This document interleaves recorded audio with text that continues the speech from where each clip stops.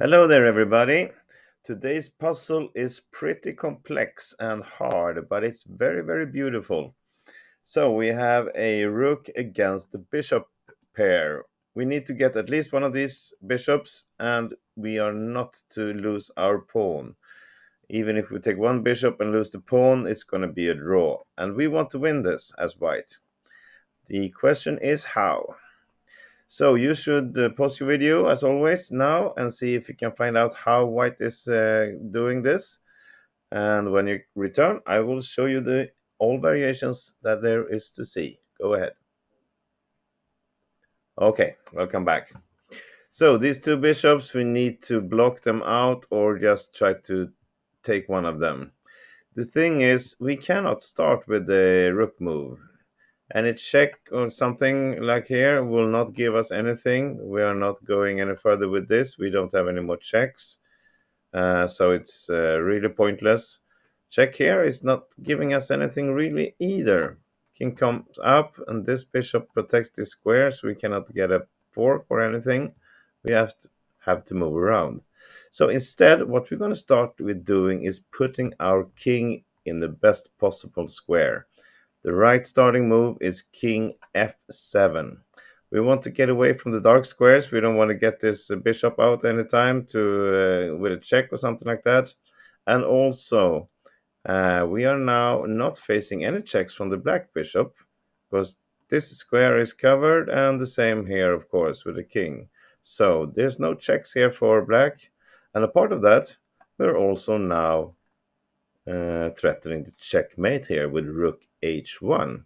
So this great starting move does a lot of things.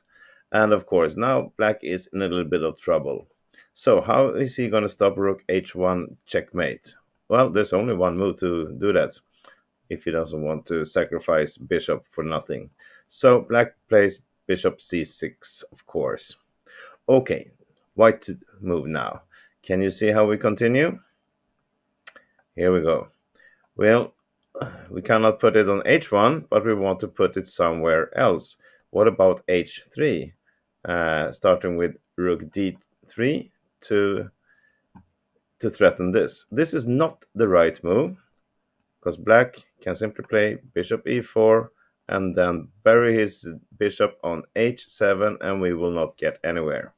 So instead of playing rook h3, uh, d3, I mean, we cannot go to d2 either, won't give us much. Then we will allow the bishop to come here and cover h2. We want to force the king up, so we start now with a check. King goes up to h7, and then we go to d3. So why didn't we put the rook on d2? Well, for the same reason as before. We wouldn't allow black to put his bishop on e3 and then go to h6 and bury it there with a good defending mode. So we have to put it on d3, threatening rook h3 with a checkmate. Okay, black cannot stop that with pushing his king back and trying to escape here because of the simple fork here on d6, and the bishop is lost. So instead, the defense move of bishop g2 is pretty much forced for black, stopping us from getting here. All right, can you see how we continue now? Well, now we can put the rook on d2, because of course we are threatening this bishop, so we are not allowing bishop e3. And the thing is, where should he go? I mean, if he goes to h3 or h1, we simply play rook h2 with a check or a pin, and the bishop will be lost. And if he moves it away somewhere, well, then we have rook h2 checkmate. So are we winning easy now? Well, not really, because black has this defense move. Look at that. This is a brilliant move by black. Bishop f2. And now you say, why can't we just take it? Well, if we take it, this is a draw, because then he has bishop d5 check. We have to move the king somewhere, and we lose the pawn. And even though we can play rook b f2 and then take his pawn. It's going to be a rook versus a bishop, and that's not winning in this case. It's just a draw. It's just in particular situations where you can win with a rook versus a bishop, and this is not one of them. Okay, so let's go back a little bit. After bishop f2, we cannot take it. We have to do something else. And what are we doing then? Well, now it's time to move our king again. We go to f6. We want to get away from this check here, and at the same time we want to keep pressure on both of these bishops by threatening them with our rook. And of course black needs to move one bishop away and with the check just to stay alive a little bit more. And it might seem good. This is the only move for black now to defend himself. Might seem good to move away from the threat, but this is coming to an even worse place because he doesn't really want to be on the h file. We are down the line going to play rook h2 and then just take this. But we lured him away from f2 to even worse square, and now we play king e6. We are stopping this fork here. We are threatening this bishop, and we are threatening h2 if he move away. Do something like bishop b7. Then we will simply play rook h2. This will be taken. He can get one check, but it doesn't matter. We can just move anywhere to a black square and then take it. So black will try to give a check here on h3 instead to keep these bishops together.